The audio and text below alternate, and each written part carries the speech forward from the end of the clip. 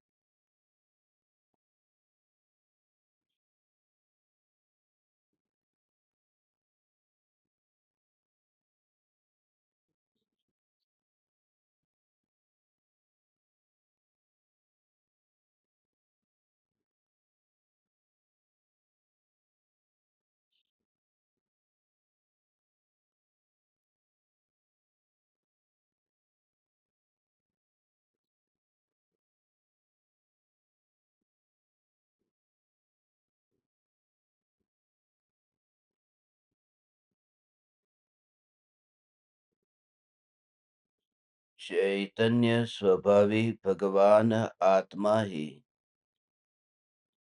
चैतन्य समय सार है।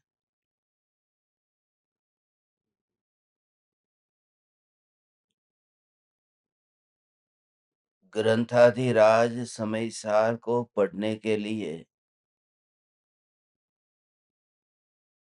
एक पूरा जीवन कम है।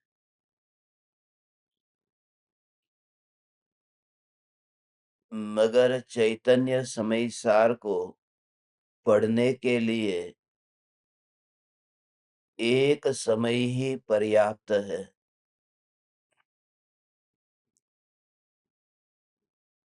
क्योंकि आज तक जिन्होंने चैतन्य परमात्मा को देखा है, जाना है, अनुभव किया है, उन्होंने एक ही समय में अनुभव किया है। मगर वह एक समय आने में उससे पूर्व लंबी प्रक्रिया है। अनंतर पूर्व क्षणवर्ती पर्यायों से गुजरता हुआ वह आत्मा अनुभूति के अपूर्व कार्य तक पहुंचता है। जो दौड़ने वाला है, मैराथन में दौड़ता है और वह पहले क्रम पर जीतता है, रिबन कटते ही वह पहले नंबर पर आ जाता है। तो रिबन के कटने में तो 1 सेकंड भी नहीं लगती। मगर वो 1 सेकंड में नहीं जीता है। वो 3 घंटे से जो दौड़ रहा था, पसीना गिर रहा था, वो सब उसमें शामिल है। ऐसे ही सम्यक दर्शन एक समय में प्रकट होता है। मगर सम्यक दर्शन की प्राप्ति से पूर्व असंख्य समयों तक चैतन्य तत्व का चिंतन चलता है। और असंख्य समयों से पूर्व भी स्व और पर के बीच भेद ज्ञान होता है। और भेद ज्ञान होने से पहले शास्त्र का स्वाध्याय होता है, देशना सुनता है, सत्संग सुनता है, इत्यादि। आत्मा को जानने के जो भी उपाय है वह उपाय करता है।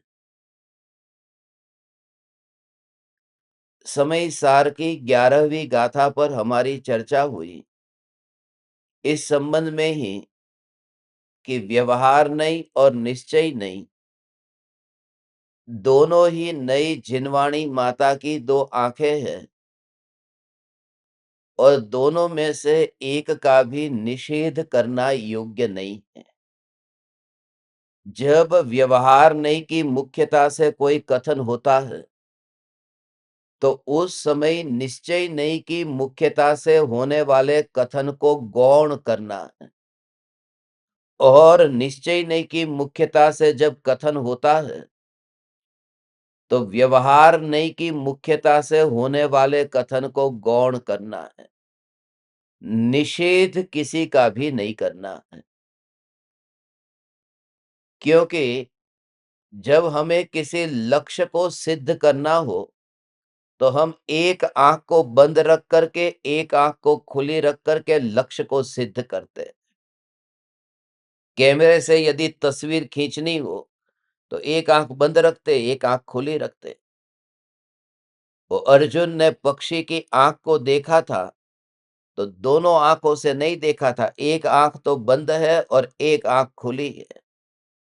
जब आप किसी की ओर लक्ष्य करते हो, तो 2 आंख खुली रख करके एकाग्रता नहीं रहती। इसलिए एक आंख को बंद करना, एक आंख को बंद करना है, मगर कुछ समय के लिए बंद करना है। और कुछ समय के लिए, जब तक अपने लक्ष्य की सिद्धि नहीं होती। आंख को कुछ समय के लिए बंद करना, मगर फोड़ मत देना। कुछ समय के लिए बंद करने का मतलब है गौण करना, और फोड़ देने का अर्थ है निषेध करना। तो किसी भी नई को गौण करना है, हमें निषेध नहीं करना। क्योंकि अभी हम अधूरी दशा में हैं, और जब तक हम पूर्णता को प्राप्त नहीं होते हैं, तब तक ये नई ही हमें पूर्णता तक पहुंचाने में उपयोगी होंगे।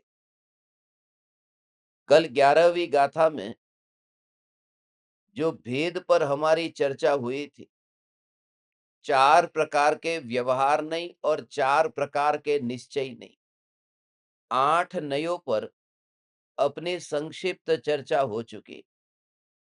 आज 12वीं गाथा पर चर्चा प्रारंभ करना है कि जो व्यवहार है, जब अभूतार्थ है, असत्यार्थ है, तो इस व्यवहार की जरूरत ही क्या है? इस व्यवहार का उपदेश ही क्यों दिया है? इस संबंध में हम पहले गाथा पढ़ते हैं और फिर अमृतचंद्र आचार्य और जयसेन आचार्य के हृदय तक पहुंचते हैं।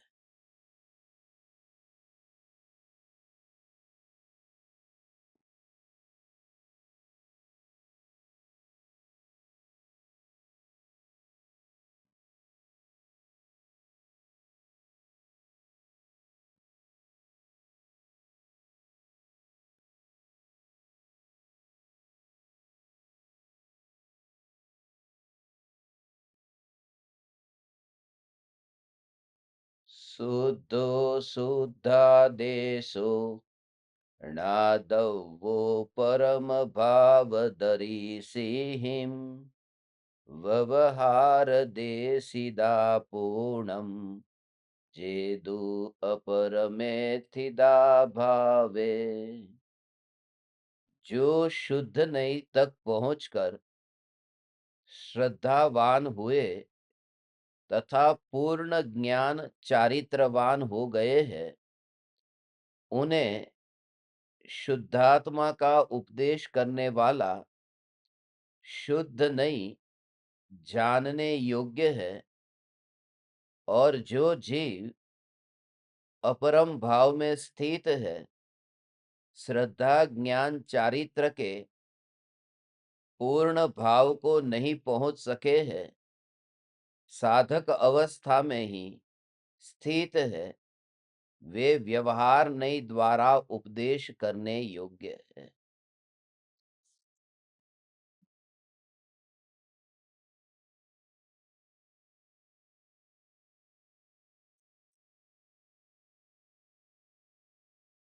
हुँ।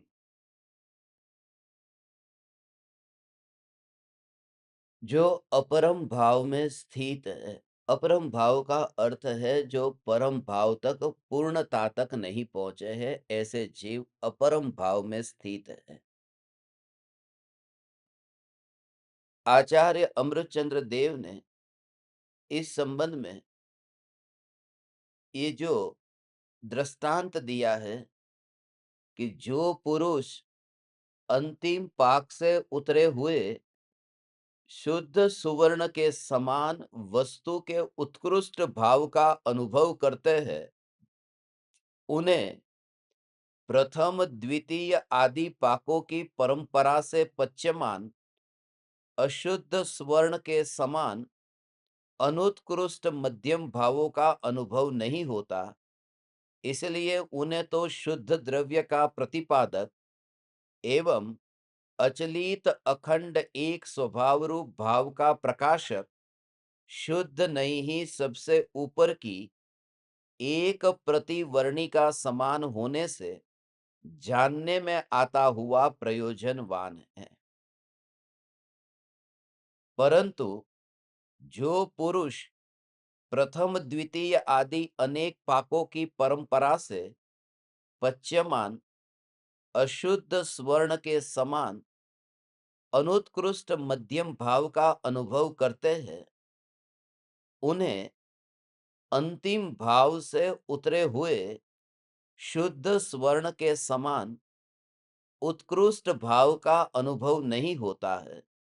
इसलिए उन्हें अशुद्ध द्रव्य का प्रतिपादक एवं भिन्न भिन्न एक एक भाव स्वरूप अनेक भावों का प्रकाशक व्यवहार नहीं विचित्र अनेक वर्णमालाओं के समान होने से जानने में आता हुआ उस काल प्रयोजनवान है, क्योंकि तीर्थ और तीर्थ फल की ऐसी ही व्यवस्था है।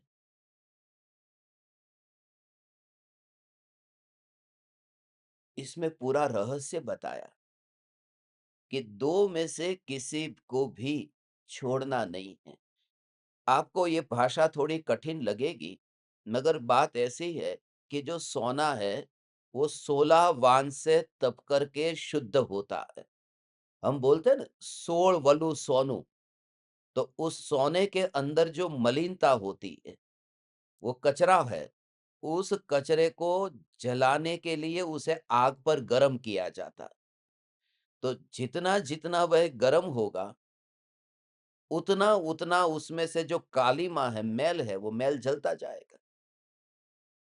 तो जब वो पहले वान वाला, दूसरे वान वाला, ऐसे क्रम से जब वो शुद्ध होता जाता है, तो जितनी जितनी शुद्धता बढ़ती जाती है, उतनी उतनी उसकी जो पूर्व की जो प्रक्रिया थी, वो अब काम की नहीं रहती। आपको आपके हिसाब से समझने के लिए ये प्रक्रिया बता रहे हैं कि सीधा मत छोड़ देना। अनुभव करने में तो कोई भेद नहीं है। आप जब किसी सब्जी का अनुभव करते हैं, तो सब्जी में जो कुछ भी डाला है वह सारी का सारा एक साथ में अनुभव करते हैं ना। मगर सबसे पहले सब्जी बनाने के लिए क्या करते हैं कि पहले सब्जी डाल दो और सब्जी को पहले अंदर सब्जी को वहां पर बर्तन में डाल करके गर्म कर दो। फिर उसके अंदर पानी डाल दो। फिर उसके अंदर मिर्ची डाल दो। फिर उसके अंदर फिर तेल डालो। उसके अंदर फिर जीरा डालो। ऐसा करते हैं क्या कोई कि पहले तेल से शुरुआत करते हैं? सब्जी तो बाद में डालते हैं ना। तो पहले तेल डाला, उसके बाद में जीरा डाला, हींग डाली, जो भी मसाले डाले, ये जो क्रम है, वो क्रम जब मेरे को भोजन करना है, उस भोजन में पहले मैं जीरा नहीं खाने वाला या उससे पहले मैं तेल नहीं खाने वाला, मैं सब मिला करके ही खाने वाला हूँ, तो फिर ये क्रम क्यों बता रहे हो? तो वो क्रम ज़रूरी है। गुरुदेव उसके लिए कहते थे कि वो શીરા जब बनाना हो, શીરો બનાવવો હોય તો શીરો કેવી રીતે બનાવવાનો? કે શીરો બનાવવાનો તો એના પહેલા શીરો બનાવ્યા પહેલા એ લોટને શેકવો પડે. कि पहले शीरा वो आटा अंदर डाल दो, उसमें पानी डाल दो और उसके ऊपर बाद में फिर घी डाल देना थोड़ा, जैसे तुम्हारे पास ताकत हो ऐसा। तो ऐसे शीरा नहीं बनेगा। बोले वो आटे को सेकना पड़ता है। वो जो प्रक्रिया है, वो प्रक्रिया से गुजरना ही होगा। ऐसे ही ये तुम्हें व्यवहार से गुजरते हुए ही निश्चय तक पहुंचना है, उसके बिना तो सम्यक दर्शन क्या, सम्यक दर्शन की पात्रता भी नहीं है। और वो शेर ने कौन सा व्यवहार निभाया था? शेर ने कौन सा व्यवहार निभाया था? जो शेर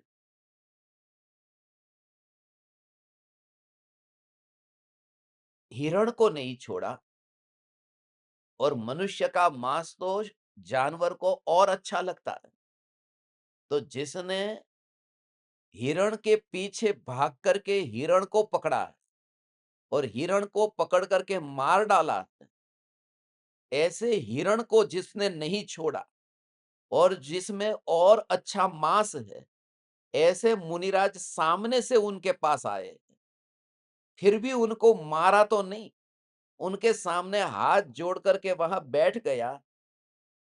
यही तो उसकी सबसे बड़ी पात्रता है कि उस विशुद्धि के बल पर ही तो उसे मुनिराज से देशना प्राप्त हुई।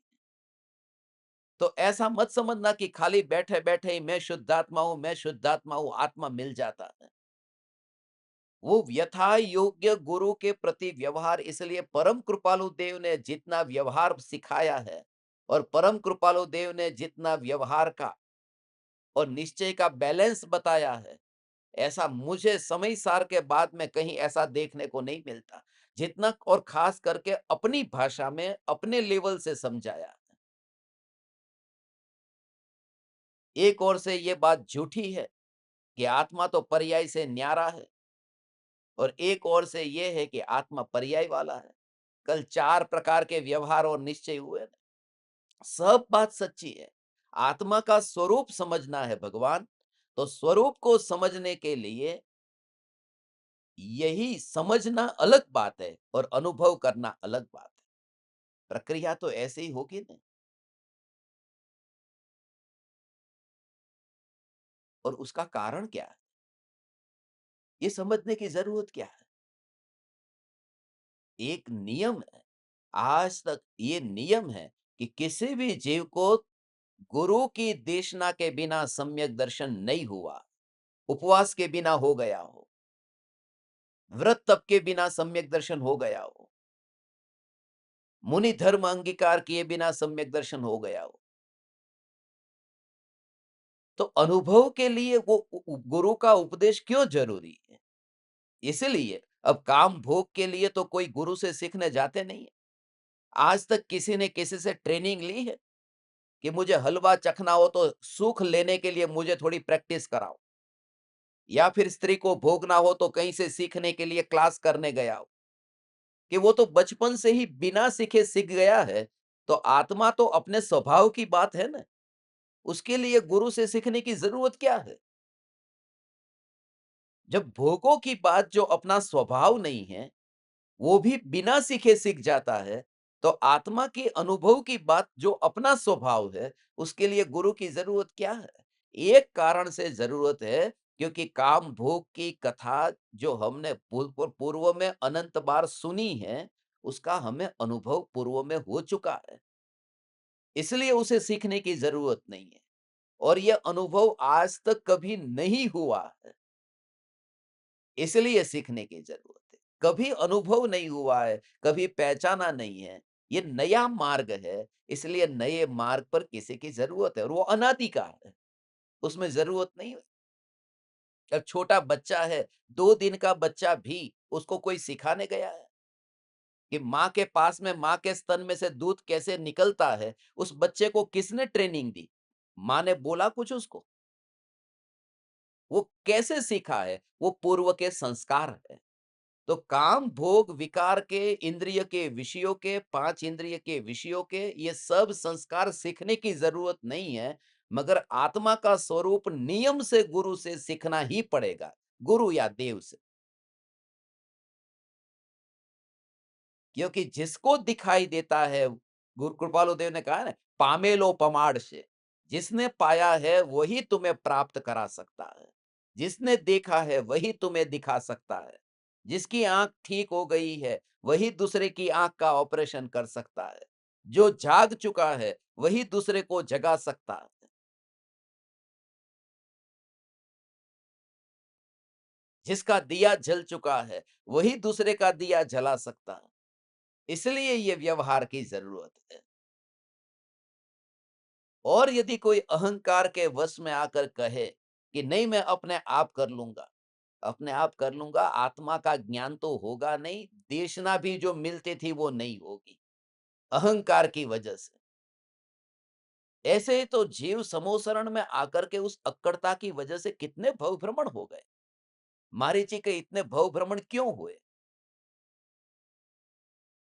क्योंकि उसको पता था, वो जानता था,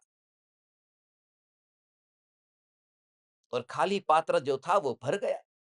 मरीचि खुद भरा हुआ था, इतना विद्वान था, प्रकांड विद्वान था। जब 363 मत की वो स्थापना कर सकता है, तो कोई साधारण बुद्धि तो नहीं होगी उसमें। मगर फिर भी इतने भव भ्रमण हुआ ना, इसलिए व्यवहार की जरूरत है, व्यवहार की जरूरत है।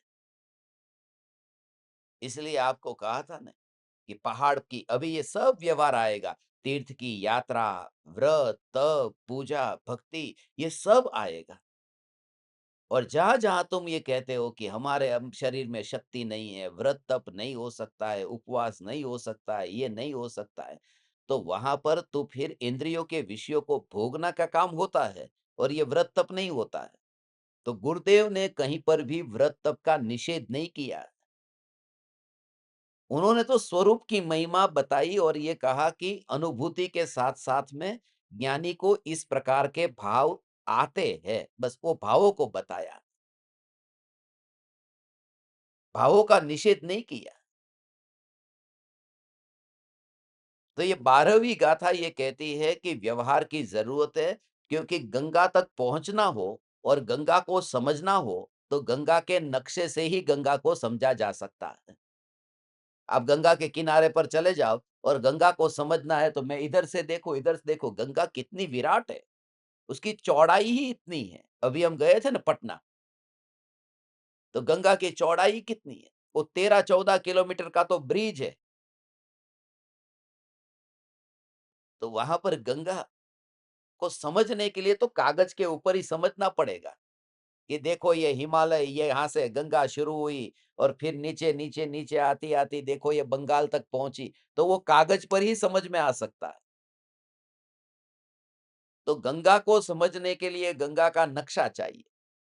मगर किसी को प्यास लगी है तो नक्शे से प्यास नहीं छिपेगी, फिर उसे जीपीएस लगा करके गंगा तक पहुंचना पड़ेगा, असली गंगा तक पहुंचना पड़ेगा। तो भगवान आत्मा का स्वरूप समझने के लिए ये जिनवाणी, ये गुरु की वाणी, ये गंगा का नक्शा है। मगर अनुभूति के लिए तो फिर साक्षात चैतन्य रस चखना पड़ेगा। और एक बात खास कि जिस समय तुम गंगा के पास जाओ, तो गंगा के पास में जाते समय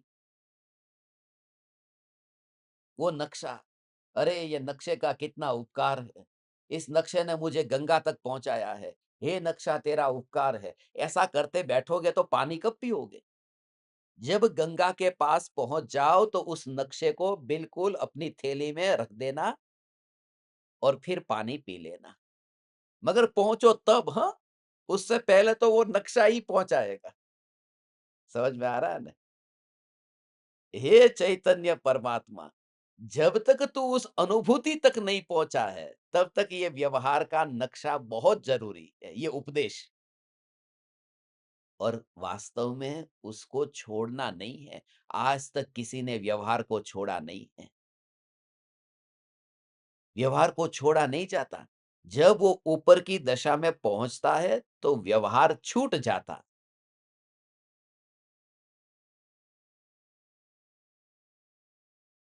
व्यवहार छूट जाता है और छूटने में भी वो आनंद नहीं होता।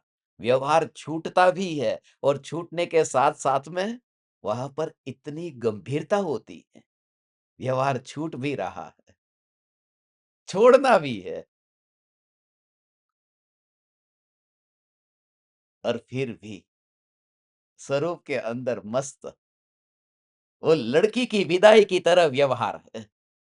बेटी की विदाई होती है ना, एक जगह शादी हो रही थी, बेटी की विदाई का समय आ गया, शादी तो हो गई, बारात वापिस जा रही है, तो वधू को लेकर के जाएगी ना, तो जाने से पहले अब बेटी माँ-बाप से मिलती है।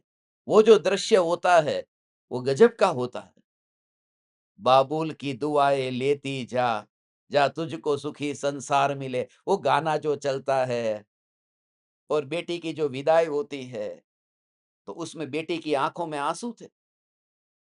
अब आँख में आँसू, माँ-बाप के, लड़की के माँ-बाप की आँख में आँसू, पूरा परिवार उनकी आँख में आँसू, और ये दामाद ये सब देख रहे हैं। थोड़ी देर तो ये चलता रहा, मगर फिर दामाद को ऐसा लगा कि ये रोने-धोने की ये जड़ मैं ही हूँ। तो उन्होंने अपनी बीवी उसको कहा और उसके ससुर को कहा कि लो, मेरी वजह से ही आपका ये सब रोना हो रहा है ना, मैं आपकी बेटी को आपको वापस देके यहाँ पे छोड़ के जा रहा हूँ और आप रहो, बस रो मत। तो थोड़ी देर तो वहां पर मजाक का माहौल बन गया कि जमाई बाबू भी इतने मजाकिया स्वभाव के हैं, मगर ये जमाई बाबू तो अड़िग गए। वो कहे कि लेके जाऊंगा ही नहीं अब।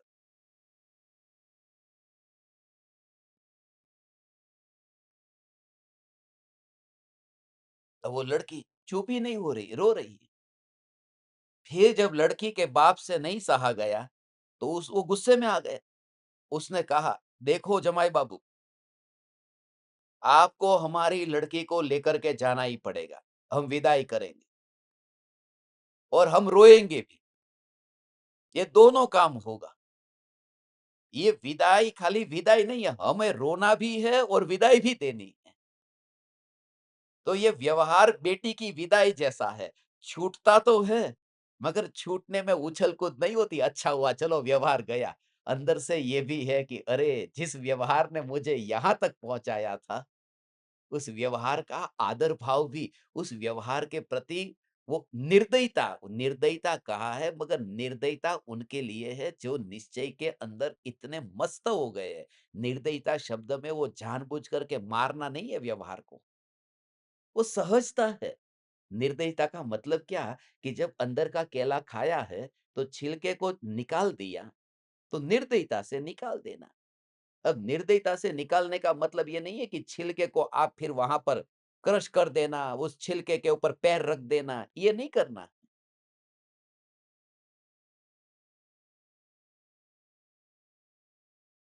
जो मुझे प्रयोजन था वह मिल गया, और जो साधन था उसका विकल्प छूट जाता है। व्यवहार छूट जाता है, माने व्यवहार का विकल्प छूट जाता है भगवान। अंतर में ज्ञायक देव की मस्ती में ऐसा मस्त हुआ कि व्यवहार छूट गया। व्यवहार छूट गया और व्यवहार का फल मिल गया। ओ व्यवहार का फल मिल गया। तीर्थंकर परमात्मा की साक्षात दिव्य ध्वनि सुनने वाले भावलिंगी मुनिराज भगवान, हे चैतन्य परमात्मा भगवान, ऐसा अंतर में मैं चैतन्य तत्व हूँ। तीर्थंकर परमात्मा की दिव्य ध्वनि में ये सुना, मैं चैतन्य परमात्मा हूँ। ये सुनकर के अंदर में भाव भाषण हुआ, अंतर में ये चैतन्य तत्व मैं हूँ। तो कान से वाणी सुनाई दी। तीर्थंकर परमात्मा के तो होठ भी नहीं हिलते, वहां तो वाणी शरीर के प्रत्येक परमाणु से खिरती है, शरीर के प्रत्येक अंग से वाणी खिरती है, और वहां तो होठ भी नहीं हिलता, मगर जो सुनते हैं, जो सुनते हैं, उनका सुनने का कार्य, उनका सुनने का कार्य कान से होता है, पूरे अंग से नहीं होता है। तो जिसने ये वाणी को सुना, ऐसा सुपात्र जीव वाणी सुनकर के वही मुनि धर्म अंगीकार किया है। ऐसा सुपात्र जीव अंतर्मुख हुआ और वाणी सुनते ये कान में वाणी टकराई, जिसमें टकराहट ही नहीं है, ये मौन ज्ञान मैं हूं, जो सुनने का कार्य नहीं करता, जिसमें ज्ञान की धारा चलती है, जो इंद्रियों का स्पर्श नहीं करता, वो वाणी का स्पर्श कैसे करेगा? यह ज्ञान में, यह ज्ञान में, यह ज्ञान में, ऐसा अंतर में तत्व विचार चला और उपयोग भगवान अंदर में जब समा गया, तो बाकी का प्रवचन तो चलता रहेगा ना, क्योंकि उसके अकेले के लिए तो उनके लिए अकेले के लिए तो प्रवचन था नहीं। अब बाकी करोड़ों जीव समूह शरण में है, दिव्य ध्वनि खिड़ती रही। तो ऐसा समझो कि अपनी बाल्टी वहां से हट गई और पानी तो जा रहा है नल में से बाहर। ऐसा है, पानी तो नल में से बाहर जा रहा है। तो भगवान ऐसा ही, जहां पर ऐसा ही कि भगवान जो है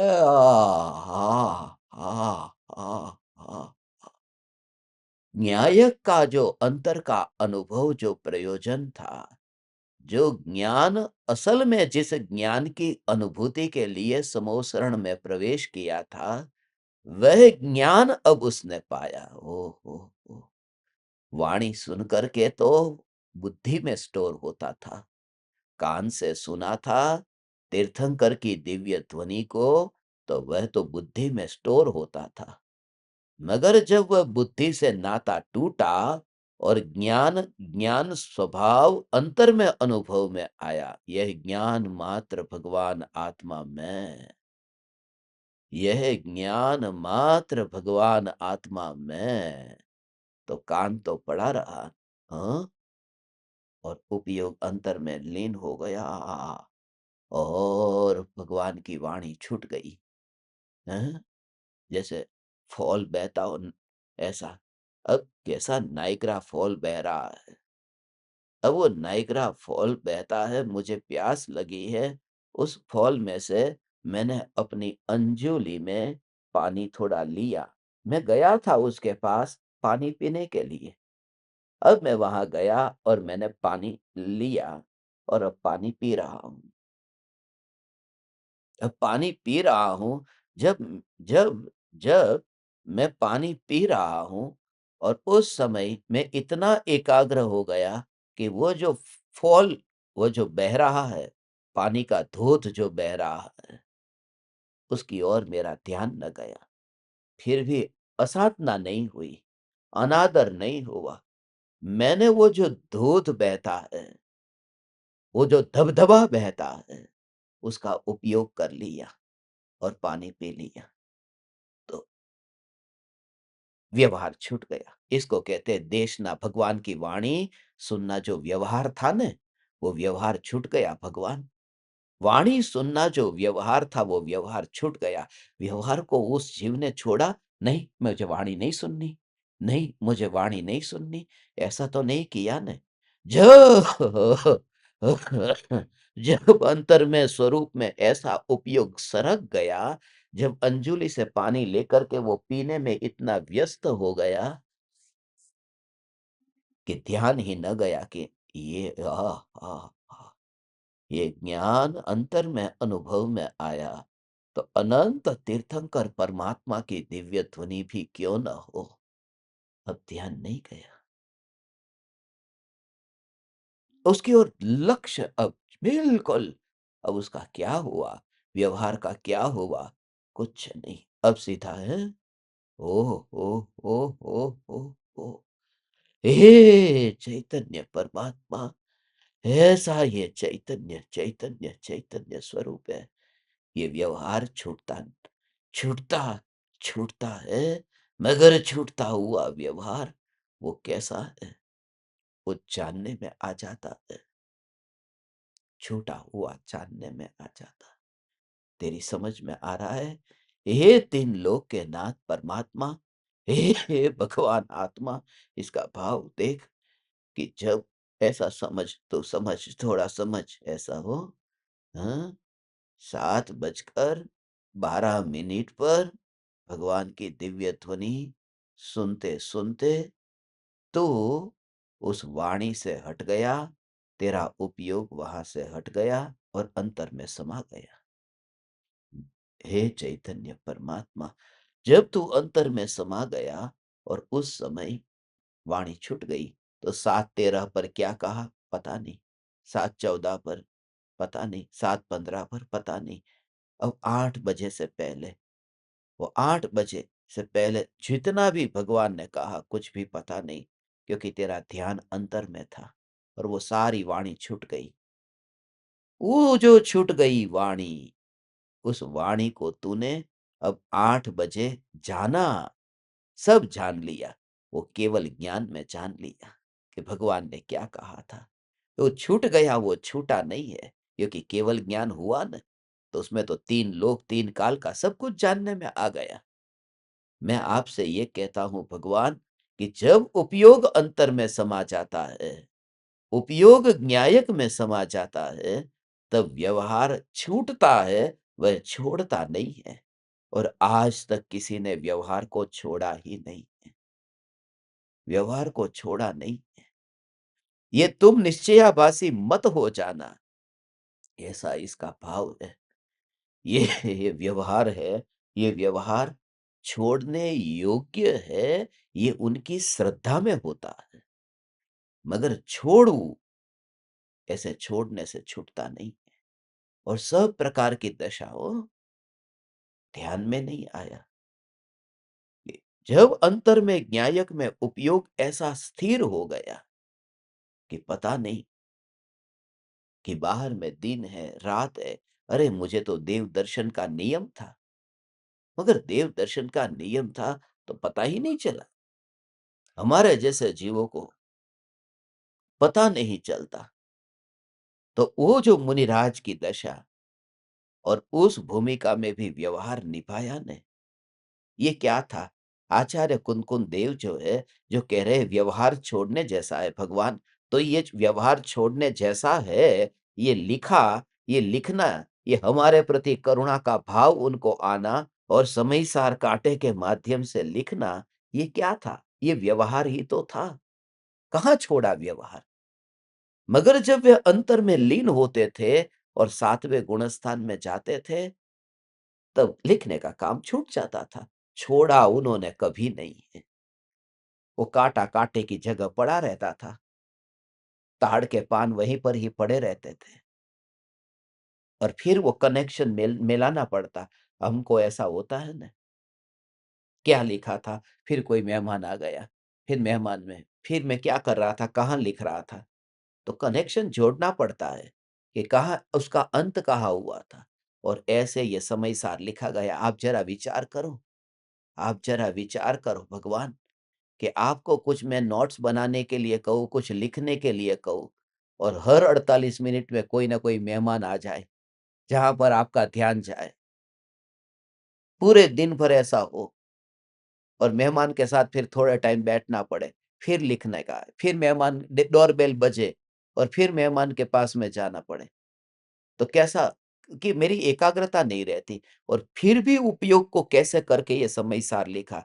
मेहमान बाहर से कोई नहीं आया था, ये खुद पर्याय अंदर में मेहमान होकर के अंदर गई थी। ओ हो! ये न्यायक में अंतर में उपयोग जब समा गया था, तो समय सार लिखना रह गया। यही भावना पाई है कि जैसे-जैसे, इसलिए इसमें 4 बात है। एक बात तो ये है, समय सार का लिखा जाना। उससे पहले, ये पहले ये बात है कि आचार्य कुन-कुन देव को निर्विकल्प अनुभूति हुई। ये निर्विकल्प अनुभूति का होना, फिर दूसरी बात समय सार का लिखा जाना, फिर तीसरी बात समय सार का पढ़ा जाना और चौथी बात आत्मा का अनुभव होना। 2 बात तो गुरु की है और 2 बात शिष्य की है। गुरु को अनुभव हुआ, फिर गुरु ने लिखा। फिर लिखा हुआ शिष्य ने पढ़ा और शिष्य को अनुभव हुआ। तो बात तो पहले से चौथे तक पहुँचने की ही थी। अनुभव से अनुभव तक पहुँचना था। ये लिखना और पढ़ना, ये बीच में व्यवहार आता है। ये व्यवहार के बिना अनुभव अनुभव तक पहुँच नहीं सकता है। ये ब्रिज है, ये सेतु है। उस सेतु के बिना पहुँचेंगे कैसे? अकबर ने जैसे वो फतेहपुर सीकरी पर वो ब्रिज बनवाया था, वहाँ लिखा था ऐसा है, यह ब्रिज पार होने के लिए है, यहाँ ठहरना नहीं, ठहर मत जाना, ये पार होने के लिए है। ओह हो! ब्रिज के ऊपर ठहरना नहीं है, वहाँ पर रुक मत जाना, बड़ी मुश्किल से और वैसे भी ये ब्रिज ही तो है। ओह हो! ये ब्रिज है, ये मनुष्य का शरीर ये ब्रिज है, क्योंकि जन्म का एक किनारा है और मृत्यु का दूसरा किनारा है और 2 किनारे पर ये बना हुआ ये ब्रिज है। इस ब्रिज पर ठहर मत जाना, इस शरीर के ऊपर बैठ मत जाना। तो जब तुम दिव्य ध्वनि सुनो, तब दिव्य ध्वनि के ऊपर बैठना मत, उस कान के ऊपर भी बैठना मत, जहाँ सुनने का कार्य हो रहा है। उससे भी इतना सेपरेशन फ़ील करना कि ज्ञान कभी कान के ऊपर बैठता ही नहीं है। कान के साथ में रह कर के जो जानने रूप परिणमित होता ही नहीं है और अपनी स्वतंत्र सत्ता में रह कर के जहाँ परिणमन हो रहा है, यही परमात्मा तत्व ये मैं। और फिर अंततः ये देखे तो ये ब्रिज भी मेरा कैसे हुआ? क्योंकि जब नदी का एक किनारा मेरा नहीं है और नदी का दूसरा किनारा भी मेरा नहीं है, तो बीच में जो ब्रिज है वो मेरा कैसे होगा? जब जन्म भी मेरा नहीं है और मृत्यु भी मेरी नहीं है, तो ये देह जो ब्रिज है वह भी मेरा कैसे होगा? इसलिए अपने को हटा देता है। इसलिए अपने को बिना देह का वैदेही ही अपने को देखता है, अनुभव करता है। हे ज्ञान दीपक, हे चैतन्य परमात्मा, ये 12वीं गाथा व्यवहार को छोड़ने की गाथा है। मगर ठीक तरह से तो निश्चय को पा तो व्यवहार छूट जाता है, व्यवहार छोड़ना नहीं। ये अपनी ऐसा व्यवहार छूट जाता है। उससे पहले और वो पता होता है, ज्ञानी को पता है कौन-सी भूमिका में कौन-सा व्यवहार निभाना, ये वे अच्छी तरह जानते हैं।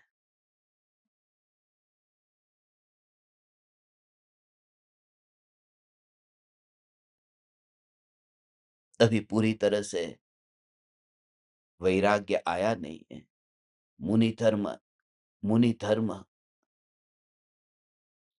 का पालन अभी हो सकता नहीं है, तो गृहस्थ में रह कर के गृहस्थ अवस्था में गृहस्थ के योग्य व्रत का पालन करेंगे। और जो लोग कहते हैं गुरुदेव आज़ाद मैदान में मुंबई में गुरुदेव के प्रवचन बहुत हुए। तो उस समय सुबह-सुबह हमारा जो समय है, ऐसे ही टाइम पर गुरुदेव के प्रवचन चालू हो जाते थे और शनिवार का दिन हो, रविवार का दिन हो, पति घर पर हो, तो सुबह उठते ही चाय माँगता।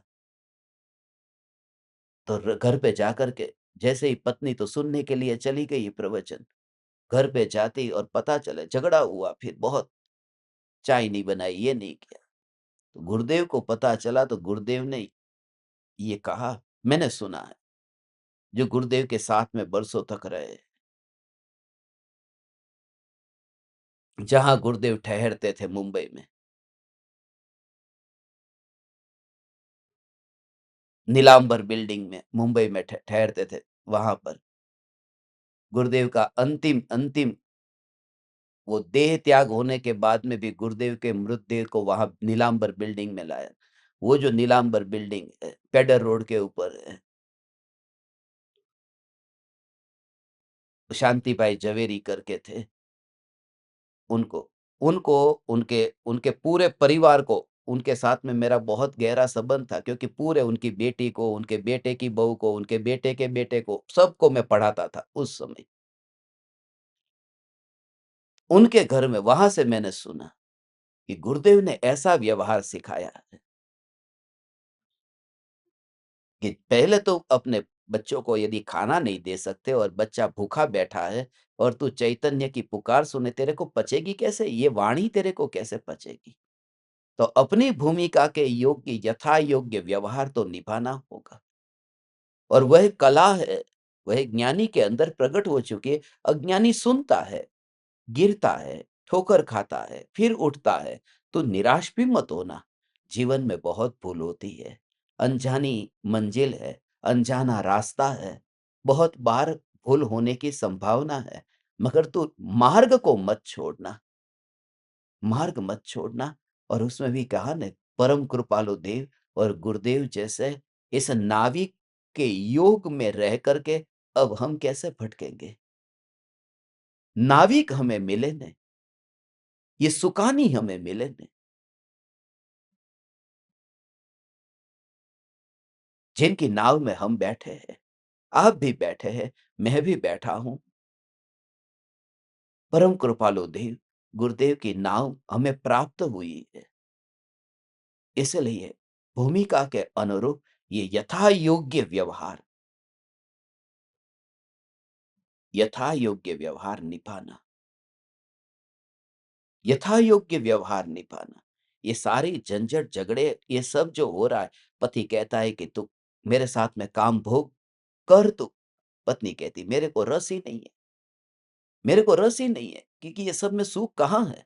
सही बात है, सुख नहीं है, दीक्षा ले ले, घर छोड़कर निकल जा, घर छोड़कर निकल जा। और पति के साथ में तू भोग नहीं भोगेगी, पति यदि कहता है और भोग नहीं भोगेगी, तो पति की वासना है, वो वासना की पूर्ति करने के लिए वो किसी और पराई स्त्री के पास में जाएगा। और पराई स्त्री के पास में जाएगा तो परस्त्री सेवन करेगा न, उसकी कारण तू बनी है। तुझे पाप लगेगा, उसकी कारण तू बनी है।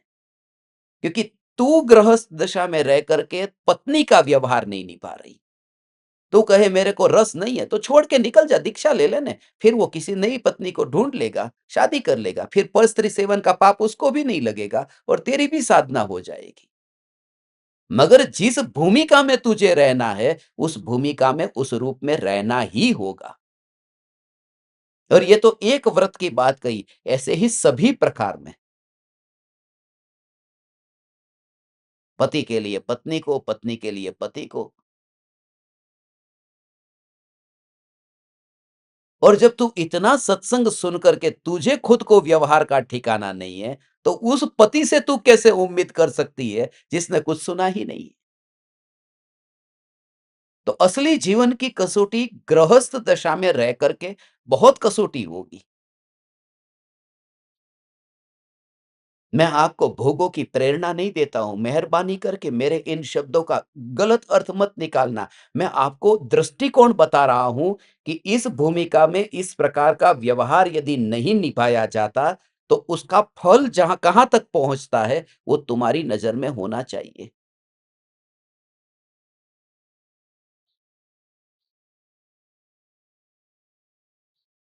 अब राम ने तो सीता को छोड़ दिया था ना, अकेली सीता को छोड़ दिया था। अब वो अन्याय किया था राम ने, मगर ये जरूरी नहीं है कि हर कोई फिर अपनी पत्नी को छोड़ दे। वो राम ने अन्याय किया, उसका पश्चाताप राम को जो हुआ था, क्या तुमको होगा ब? अब वो जो बेटा था, लव और कुश था, वो बेटा किसका था? वो तो राम का बेटा था ना। आधी आधी जिम्मेदारी तो राम की थी ना। और वो तो जिम्मेदारी से तो मुकर गए। और उन्हें पता नहीं था क्या राम को कि सीता प्रेग्नेंट है, और छोड़ दिया जंगल में। और सीधी तरह से छोड़ दिया होता तो ठीक था, माया करके छोड़ा है। क्योंकि सारथी को तो ये कहा था कि जा, दर्शन करने के बहाने तू सीता को जंगल में छोड़ देना। ये तो रात का अंधेरा हुआ और सीता ने पूछा कि ये कहाँ लेकर आए हो? कहाँ है जिन मंदिर? यहाँ तो कुछ भगवान के दर्शन करने को कुछ मिलता नहीं है, कोई मंदिर दिख नहीं रहा, कोई तीर्थ नहीं दिख रहा। तब वो सारथी कहता है, उतरिए रथ से नीचे। लोकापवाद के भय से भगवान श्री राम ने आपका त्याग किया।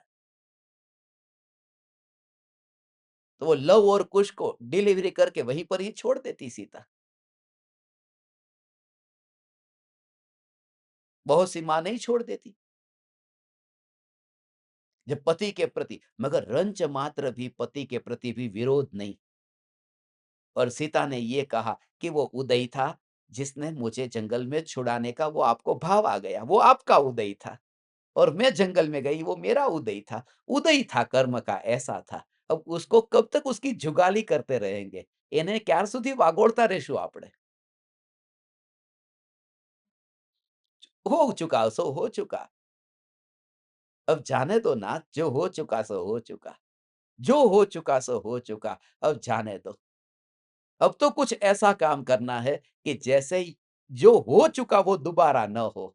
और उसका एक ही उपाय है कि अब मैं जिन दीक्षा अंगीकार करूँगी, कि जिससे ना वहाँ राम हो, न लवकुश हो, न फिर रावण हो, न कोई अयोध्या हो, न लंका हो, कुछ नहीं। मैं वो जिन दीक्षा अंगीकार करूँगी।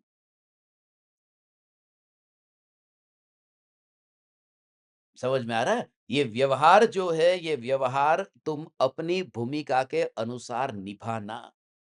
और निभाना, अभी ये निभाना करने की भाषा में ही उपदेश दिया जाता है। मगर जब तुम उस पद पर पहुँच जाओ, उसके बाद में नहीं। तो पहले रागी हूँ, मैं रागी हूँ ये स्वीकार करना। मैं रागी हूँ, अशुद्ध निश्चय नहीं से कहा ना, मैं रागी हूँ। आचार्य कुन-कुन देव मुनि है, एक दे शुद्ध निश्चय नहीं से कहा। महावीर भगवान केवल ज्ञानी, ये साक्षात शुद्ध निश्चय नहीं से कहा न। उसको साक्षात शुद्ध निश्चय नहीं कहते। उसका ही नाम शुद्ध निश्चय नहीं। उसको पूर्ण शुद्ध निश्चय नहीं कहते। ये 3 नाम उसके हैं। साक्षात शुद्ध निश्चय नहीं, शुद्ध निश्चय नहीं और पूर्ण शुद्ध निश्चय नहीं।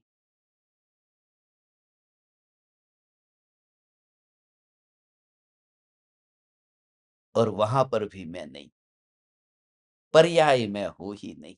तो पहले तो मलिन पर्याय में से रस छूटता है कि मलिन पर्याय मेरी नहीं है। राग द्वेष के भाव आत्मा में उत्पन्न होते हैं और सम्यक दर्शन, वितरागता भी आत्मा में उत्पन्न होती है। मगर दोनों में कोई फ़र्क नहीं है, उत्पत्ति में कोई फ़र्क नहीं पड़ता। मिथ्या दर्शन की पर्याय जैसे उत्पन्न होती है, सम्यक दर्शन की पर्याय एक समय में उत्पन्न होती है। उसकी योग्यता से उत्पन्न होती है। उसमें भी पाँचों समवाय घटित होते हैं, सेम। वो प्रक्रिया अलग-अलग नहीं है। मिथ्यात्व की पर्याय हो, सम्यक्त्व की पर्याय हो। जैसे किसी स्त्री को बच्चा पैदा हो गया और वह बच्चा शादी से पहले पैदा हो गया।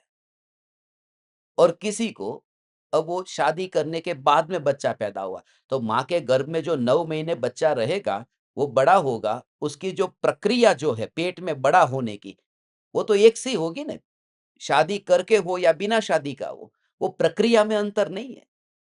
मगर शादी करने के बाद में यदि वो बच्चा पैदा होता है, तो पूरे समाज में कैसा खुशी का माहौल है, पूरे परिवार में खुशी का माहौल है, मिठाई बाँटते हैं, कोई भी फिर घर पर आता है, ये छोटा-सा बच्चा लेकर के फिर उनके पास में लेके जाते हैं, उनकी गोद में रखते हैं, ऐसा करते हैं कि नहीं? फिर जो कुछ भी वो 100-200 रुपया उसको देना हो, वो वहाँ पर दे देता है। ये सब। और वही बच्चा यदि बिना शादी का हो गया होता तो बिना शादी का माने पराये पुरुष से हुआ। तो मिथ्यात्व का जो जन्म होता है, राग का जो जन्म होता है, वो पर्याय तो एक समय की है, सेम। मगर वो पर के लक्ष्य से हुई है, वो पर के निमित्त से हुई है, इसलिए वो छोड़ने योग्य है, निंदनीय है। और सम्यक दर्शन अपने आश्रय से प्रकट हुआ है, इसलिए वो प्रशंसनीय है। तो ऐसा सम्यक दर्शन जो प्रशंसनीय है, ऐसा केवल ज्ञान जो प्रशंसनीय है, सम्यक दर्शन में भी संतोष मत मानना। ऐसा ही होता है। कोई आदमी बहुत टाइम से भूखा हो और वो कहे ना कि अरे भाई साहब मैंने बहुत दिन से खाना नहीं खाया, मुझे एक एक सूखी रोटी मिलेगी? और जब आप उसको सूखी रोटी दे दो, तो वो पूछेगा, सब्जी है? और सब्ज़ी भी यदि दे दी, तो थोड़ी देर बाद में वो पूछेगा, दाल-चावल है? और सब कुछ यदि मिल गया, तो भी अंत में पूछेगा, कोई फल, फ्रूट? पहले सूखी रोटी चाहिए थी, पहले जीव को चाहिए बस एक सम्यक दर्शन हो जाए और कुछ नहीं। फिर सम्यक दर्शन होते ही, अब मुनि कब होऊँ, ये भावना आती है। और अंत तक भावना रहती है कि फल है कि नहीं, फल माने मोक्ष का फल। सबसे लास्ट में फल मिलता है ना उसका रिज़ल्ट, कि बिना फल का चैन नहीं पड़ेगा। वो मोक्ष के मार्ग में ये सब बीच में आने वाले स्टेशन हैं, वो आएँगे। मगर फिर भी वो मोक्ष जैसा पद भी, केवल ज्ञान जैसा पद भी, वो अपनापन करने योग्य नहीं है। ओह हो हो! बोले इतना अच्छा, इतना लोकालोक को जानने वाला, इतना महान केवल ज्ञान, इतना सुंदर केवल ज्ञान, इतना शक्तिशाली केवल ज्ञान, फिर भी उसमें अपनापन नहीं करना। लोगों को डाउट होता है, ऐसे इतना अच्छा केवल ज्ञान जो है, उस उसके अंदर भी अपनापन नहीं करना। कि भाई साहब, अच्छा होता है ना, उसके अंदर अपनापन नहीं किया जाता, जो अपना होता है उसमें अपनापन किया जाता। हैं? अब बहुत सी एक स्त्री है, वो इतनी सुंदर है, इसलिए मैंने उसको अपनी माँ मान लिया। सुंदर है इसलिए अपनी माँ माना, कि सुंदर है इसलिए अपना नहीं माना जाता। अपनी है उसे अपना माना जाता है। तो केवल ज्ञान भले कितना भी सुंदर है, मगर वो एक समय की पर्याय है, वो ध्रुव नहीं है, वो मैं नहीं हूँ, इसलिए उसमें अपनापन नहीं करना है। अपने में अपनापन किया जाता है, पराये में अपनापन नहीं किया जाता और पर्याय पराई है। सब पर्याय पराई, मगर कब? जब ध्रुव लक्ष्य में आए तब। हाँ? उस आदमी को बाप बना दिया। क्यों बाप बना दिया? वो पैसे वाला था। अब वो पैसे वाला था इसलिए बाप बना दिया। अरे कैसा भी निर्धन होगा तो अपना बाप ही अपना बाप है। अपना ही अपना होता है। हाँ? ये ध्रुव न्यायक में ऐसा अपनापन स्थापित होता है, तो कहीं पर भी एक समय के लिए भी वहाँ पर में अपनापन नहीं होता और ध्रुव का ही जहाँ पर लक्ष्य है, ऐसे ज्ञानी के लिए व्यवहार अब अप्रयोजनभूत हो जाता है। ये 12वीं गाथा है। ये व्यवहार उनके लिए अब व्यवहार अप्रयोजनभूत है। तो बैलेंस रखना निश्चय और व्यवहार का, इस भूमिका में किस-किस प्रकार से निश्चय व्यवहार होता है।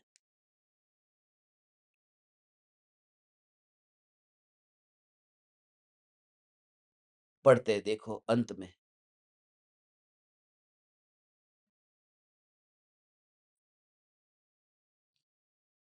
ये हुआ लास्ट में।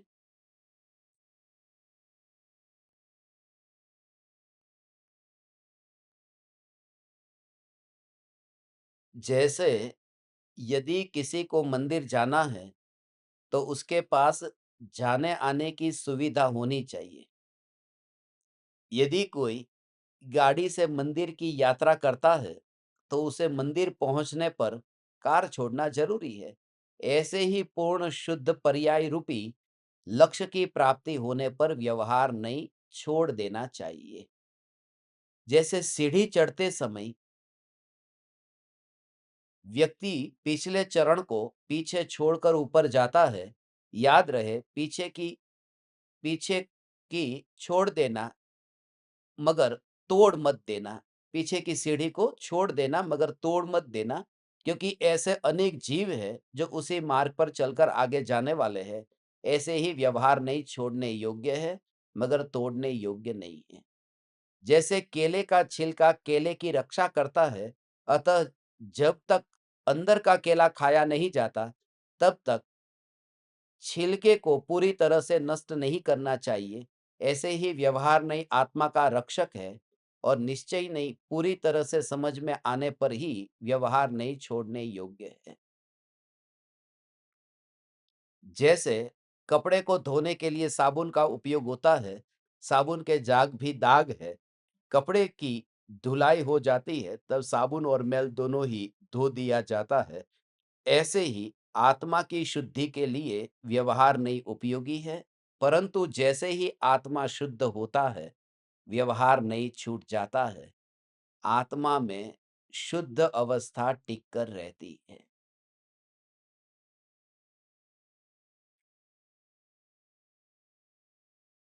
ये शुद्ध अवस्था टिक कर रहती माने व्यवहार छूट जाता है, मगर व्यवहार का जो फल है, वो व्यवहार का फल नहीं छूटता है और व्यवहार का फल छोड़ना ये भी नहीं है, क्योंकि उसी के लिए तो ये सारी मेहनत है, सारा पुरुषार्थ है। ये 12वीं गाथा हुई, तो पहली गाथा से लेकर के 12वीं गाथा में ये संक्षिप्त रुचि वाले जीवों के लिए पूरी प्रक्रिया बता दी है। ये ज्ञानी होने की पूरी प्रक्रिया बता दी। पूरे समय सार का सार आ गया। अंत में मैं पूरी 12 गाथा का संक्षिप्त में 1 मिनट में रिवीजन करता हूँ। रुकना अभी, टाइम स्टार्ट मत करना। Timer start. पहली गाथा में अनंत सिद्धों को नमस्कार कर मंगलाचरण किया। दूसरी गाथा में स्वसमय परसमय के भेद कहे। तीसरी गाथा में एकत्व निश्चयगत शुद्धात्मा का स्वरूप समझाया। चौथी गाथा में कहा कि काम भोग बंधन की कथा सुलभ है, भगवान आत्मा की कथा सुनना परिचय अनुभव दुर्लभ है। पांचवी गाथा में कहा मैं एकत्व विभक्त भगवान आत्मा को बताऊंगा। छठी गाथा में प्रमत अप्रमत पर्याय से न्यारा। सातवीं गाथा में गुण भेदों से न्यारा भगवान आत्मा बताया। आठवीं गाथा में अनार्य को अनार्य की भाषा के बिना नहीं समझाया जा सकता, ऐसे ही व्यवहारी जनों को व्यवहार की भाषा के बिना नहीं समझाया जा सकता। नौवीं 10वीं गाथा में व्यवहार श्रुत केवली और निश्चय श्रुत केवली का स्वरूप बताया। 11वीं गाथा में नई के 8 भेद बताए कि व्यवहार नई अभूतार्थ है, शुद्ध नई भूतार्थ है। और 12वीं गाथा में व्यवहार नहीं उसके लिए अप्रयोजन भूत है जो निश्चय को पा चुका है। इस तरह से 12 गाथा में समय सार का पूरा सार आ गया। मैं आशा करता हूं कि आपको ये पूरा समय सार की ये जो 12 गाथा जो पूरा निचोड़ है, ये समझ में आ गया होगा। और नहीं आया हो तो फिर से सत्संग को सुनना, और सत्संग को दोबारा सुनने के लिए आपको YouTube पर 1000 बार तो सुनना होगा सबको मिल करके। अभी दूसरा प्रवचन, क्या हालचाल है? मुझे ऐसा लग रहा है, ऐसा मत समझना कुछ छूट दे रहा हूँ, डिस्काउंट, सब्सिडी।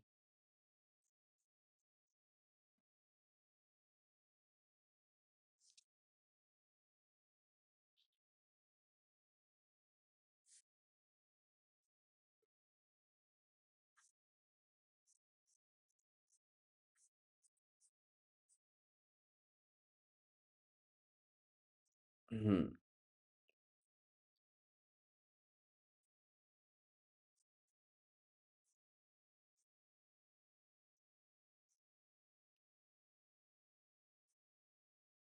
ठीक है, ये हो गया। 1000 व्यू जो है आपको करना था, वो 1000 व्यू तो अभी हो गया है। तो अभी सत्संग के तात्कालिक बाद 9:24 पर वो प्रीमियर चालू हो जाएगा। वो आप कोई भी काम करते-करते भी सुन सकते हैं, क्योंकि आपका चेहरा तो वैसे भी दिखने वाला नहीं है। इसलिए 9:24 पर कर दूँगा।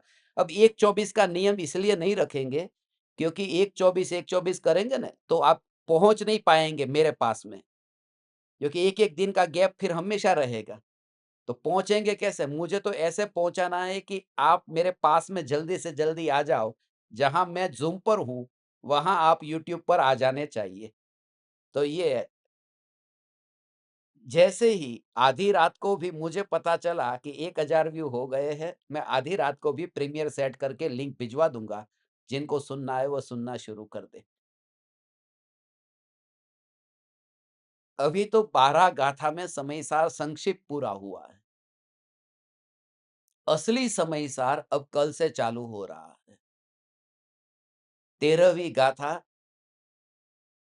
जो 12 गाथा को समझने के बाद में आप जब वो यूट्यूब पर सुन लेंगे ना पूरे सत्संग 12 गाथा पर, जैसे ही 12 की 12 गाथा यूट्यूब पर आ जाएगी, उसके बाद में कौन बनेगा केवल ज्ञानपति, उस पर 12 गाथाओं पर पूरा प्रोजेक्टर में पूरा वो तैयार किया है।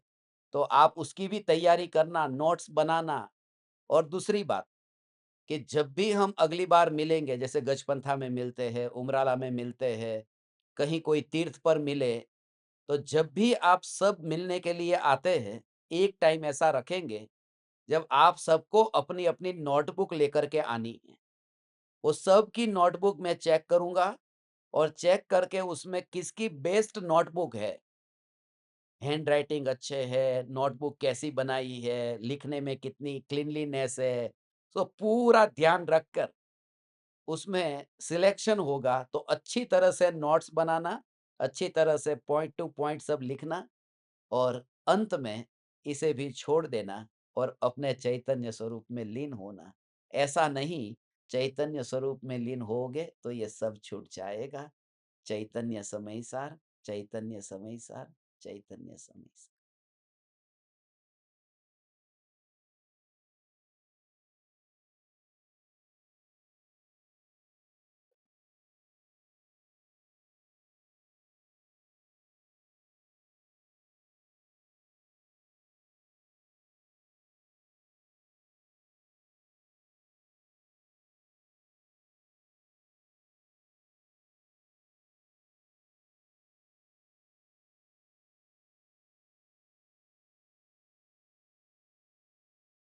हुँ। अहो अहो श्री सद्गुरु करुणा सिंधु अपार, इस पामर पर प्रभु किया अहो अहो उपकार, अहो अहो उपकार। देह सहित जिनकी दशा वरते देहातीत, उन ज्ञानी के चरण